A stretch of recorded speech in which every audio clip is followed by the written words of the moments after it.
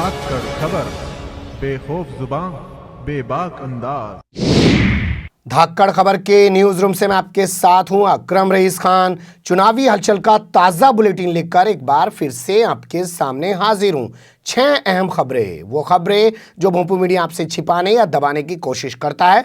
धाकड़ खबर उन्हें अपनी छोटी सी कोशिशों के जरिए आपके सामने लाने की कोशिशों में लगा रहता है। बदस्तूर सिलसिला जारी है। जब से चुनाव चल रहा है, चुनावी हलचल आपके सामने रख रहे हैं।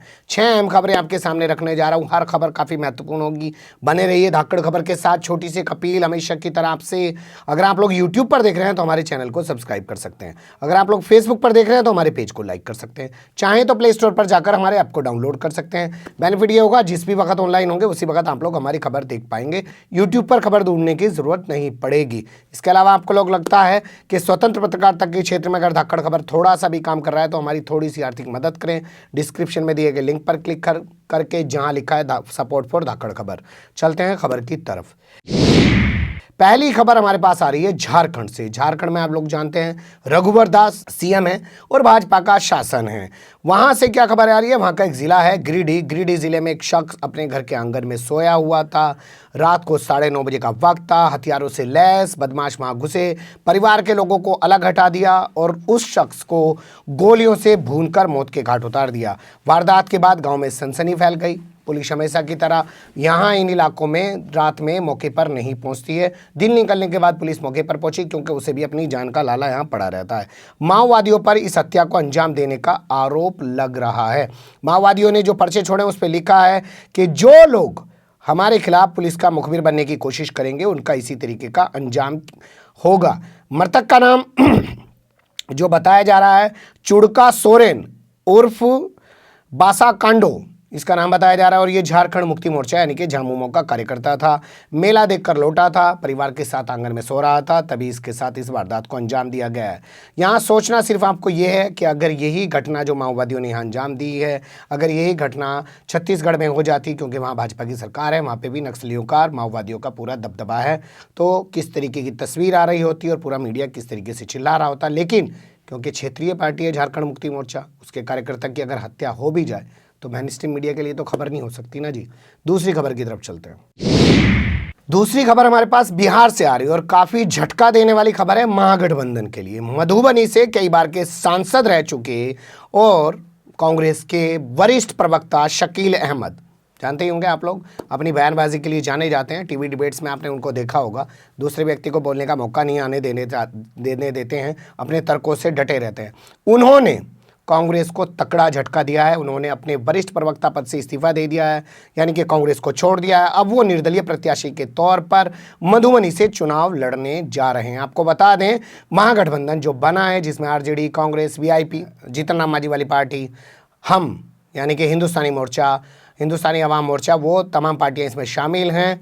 उसके तहत मधुबनी सीट जो है वीआईपी पर गई है, यानी कि विकासशील इंसान पार्टी पर ये सीट गई है, उसके हिस्से में गई है। उससे नाराज़ हैं शकील अहमद। शुरू में खबरें आ रही थी कि उनकी नाराज़गी जो है राहुल गांधी से बातचीत होने के बाद दूर हो गई है, लेकिन अब बड़ी खबर आ रही है कि उन्होंने ऐलान कर दिया है कि वो निर्दलीय प्रत्याशी के तौर पर चुनाव लड़ने जा रहे हैं, जिसे महागठबंधन के लिए बड़ा झटका माना जा रहा है। बता दें आपको, सिर्फ 9 सीटें बिहार में महागठबंधन ने कांग्रेस को दी हैं। तीसरी खबर की तरफ चलते हैं।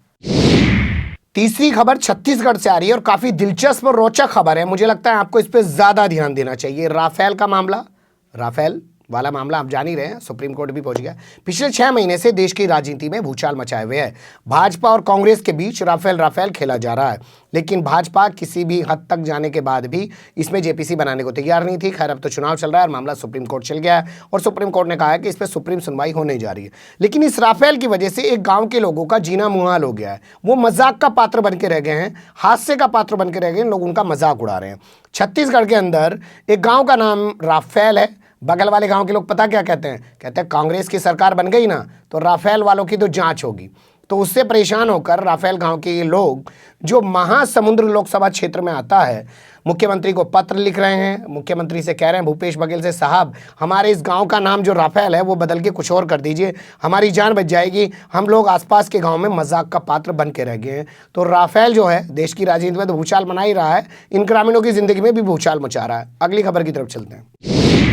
उत्तर प्रदेश से खबर हमारे पास आ रही है, काफी दिलचस्प खबर है, इसमें आपको थोड़ा ध्यान देना चाहिए। उपचुनाव हुआ था गोरखपुर के अंदर, आप लोग जानते हैं, और उस उपचुनाव में निषाद पार्टी के जो नेता थे वो लड़े थे समाजवादी पार्टी के सिंबल पर, और उन्होंने, जिनका नाम था परवीन निषाद, उन्होंने वहां पर पिछले 20 साल से 25 साल से चले आ रहे एक छत्र राज को आदित्यनाथ योगी के और उनके भाजपा के कहें उखाड़ के फेंक दिया था, यानी कि उपचुनाव में करारी शिकस्त दी थी, और वो भी आदित्यनाथ योगी के गढ़ में। वैसे ये भी एक सच है कि आदित्यनाथ योगी आज तक कोई सा चुनाव जीते नहीं है। नगर पालिका का जब चुनाव हुआ उत्तर प्रदेश में तो अपने बूथ पे वो हार गए, उनके बूथ पे भाजपा आ रही है। इसके अलावा जितने उपचुनाव हैं वहाँ पे हारे हैं। तेलंगाना पहुँच गए, वहाँ पे भाजपा की 5 सीटें हुआ करती थी, वो सिमट गई 0 पे। छत्तीसगढ़ में जाके खूब उन्होंने बजरंगबली को दलित आदिवासी बताने की कोशिश की थी, वहाँ आ रहे। छत्तीसगढ़ में जाके उन्होंने बजरंगबली के बारे में कुछ कुछ बोलने की कोशिश की थी, वहाँ पे आ रहे। अभी तक कोई ऐसा रिकॉर्ड सामने नहीं आया है जिससे कहा जाए कि आदित्यनाथ योगी एक स्टार प्रचारक हैं और उनकी वजह से कहीं जीत हुई है। लेकिन दिलचस्प बात इस खबर में मैं आपको बताने जा रहा हूँ कि जिसने आदित्यनाथ योगी की ज़मीन को हिला दिया और वो भी सीएम बनने के बाद उस सीट को ख़त्म कर दिया, उन परवीन निषाद को अब संत कबीर नगर से भाजपा ने टिकट दिया है, गोरखपुर से नहीं दिया है। गोरखपुर से किसी और को टिकट दिया है, जो वो नाम बताते हैं रवि किशन, फिल्म स्टार हैं, आपने देखा होगा मनोज तिवारी के साथ स्टेज पे, तो उनको वहाँ से टिकट दिया है भाजपा ने, और उनको जो परवीन निषाद हैं वो भाजपा में उनको शामिल कर लिया, ठीक है, और भाजपा में उनको शामिल करके संत कबीर नगर से टिकट दे दिया। वहीं संत कबीर नगर के वर्तमान सांसद जिन्होंने जूता बजाया था अपने पार्टी के विधायक पे, आपको तस्वीरें याद होगी, नाम उनका है शरद त्रिपाठी, उनको टिकट नहीं दिया। अलबत्ता उनके पिता रमापति राम त्रिपाठी को बीजेपी ने देवरिया से टिकट दिया है। आपको बता दें, रमापति राम भाजपा के प्रदेश अध्यक्ष रह चुके हैं और यूपी के अंदर ब्राह्मणों का बड़ा चेहरा है। बीजेपी अगर उनके बेटे को टिकट नहीं दे रही है शरद त्रिपाठी को, तो इस वजह से कि भाई जूता बजाने की वजह से उनको टिकट नहीं दे रही है, लेकिन फिर भी वो ब्राह्मणों की नाराजगी झेलना नहीं चाहती है, क्योंकि इन्हें पता है कि प्रियंका गांधी को जो उतारा है चुनाव में कांग्रेस ने, वो ब्राह्मण के अंदर भाजपा के प्रति फैली नाराजगी को कैश करने के लिए उतारा। आप ध्यान दीजिए, 2017 के जब विधानसभा चुनाव हो रहे थे तब कांग्रेस ने उत्तर प्रदेश में शीला दीक्षित यानी कि दिल्ली की मुख्यमंत्री को उतार दिया था। यानी कि कांग्रेस की पॉलिसी रही है कि उसका जो ब्राह्मण वोट है उस पे वो फोकस कर सके। इसी ब्राह्मण वोट के दम पे कांग्रेस ने 2009 के लोकसभा चुनाव में 21 सीटें जीती थी। कांग्रेस को इसीलिए लगता है कि हम अकेले लड़ेंगे तो शायद हमारी 2009 की तरह हमारी जो ज़मीन है वो वापस बच सकती है, जो 2022 में हमारे काम आएगी। लेकिन कांग्रेस भाजपा ने वहाँ से उसका टिकट काट दिया, उसके पिता को कहीं और से टिकट दे दिया और गोरखपुर से लड़ने वाले को संत कबीर नगर से टिकट दिया है। चलते हैं अगली खबर की तरफ। दिल्ली से खबर आ रही है हमारे पास, काफ़ी महत्वपूर्ण खबर है, ध्यान दीजिएगा। देखिए, हम लोग आज डिजिटल इंडिया के दौर में जी रहे हैं, और डिजिटल इंडिया के दौर में जी रहे हैं तो जब हर चीज़ डिजिटल है और फिर भी उस दौर में अगर ऐसी तस्वीरें सामने आएँ कि दिल्ली के अंदर बदरपुर इलाके में सड़क पर पड़े हुए सैकड़ों मतदाता पहचान पत्र, जानते हैं आम आदमी पहचान पत्र बनवाने के लिए महीनों महीनों धक्के खाता है, पहचान पत्र नहीं बन जाते, और बने हुए पहचान पत्र अगर सड़क पे पड़े मिलें तो किसे कहेंगे? जो उस विभाग का, जो उसका जिम्मेदार है यानी कि चुनाव आयोग, उस पर सवाल खड़ा होना लाजमी है। तो आम आदमी पार्टी ने प्रेस कॉन्फ्रेंस करके चुनाव आयोग पर गंभीर आरोप लगाए हैं। कहा है कि ये वही चुनाव आयोग है जो भाजपा के इशारे पर दिल्ली के 30 लाख वोटरों के वोट काट चुका है, और अब ये बहुत सारे मतदाता पहचान पत्र को कूड़े के ढेर में सड़क पर इसलिए फिकवा दे रहा है अपने किन्हीं लोगों से, जो इनका आरोप है। राघव चड्ढा जो दक्षिण दिल्ली से यानी कि साउथ दिल्ली से चुनाव लड़ रहे हैं, उन्होंने गंभीर आरोप लगाया है कि ताकि दिल्ली के वोट कम डाल सकें और जो गरीब गुरबा टाइप के लोग हैं वो ना वोट डाल सकें। एक बात आपको बता दें कि मतदाता को अपना वोट डालने के लिए मतदाता पहचान पत्र की ज़रूरत नहीं होती है। अगर उसके पास पैन कार्ड है, अगर उसके पास आधार कार्ड है, अगर उसके पास पासपोर्ट है या ड्राइविंग लाइसेंस। लेकिन ज़्यादातर जगह पर देखा जाता है कि जो गरीब गुरबा टाइप के लोग होते हैं उनके पास एकमात्र मतदाता पहचान पत्र ही होता है, तो उस कंडीशन में वो अपनी वोट नहीं डाल पाते हैं। तो इन्होंने गंभीर सवाल उठाए और कहा है कि जांच की जानी चाहिए, चुनाव आयोग जांच करे, और जिस दोषी ने इस तरीके से मतदाता पहचान पत्र को फेंक कर भाजपा को फायदा पहुँचाने की साजिश रची है उसके खिलाफ कार्रवाई की जाए। इंतजार रहेगा क्या कार्रवाई होती है। हम चलते हैं अगली खबर की तरफ। आखिरी खबर है इस बुलेटिन की और छठी खबर है हमारे पास आ रही है उत्तर प्रदेश के बाराबंकी से। बहुत महत्वपूर्ण खबर है, इस पर भी ध्यान देने की जरूरत है। नरेंद्र मोदी की फोटो लगे रेल टिकट, एक यात्री को दे दिए जाते हैं क्योंकि वो बनारस जाना चाहता है बाराबंकी से।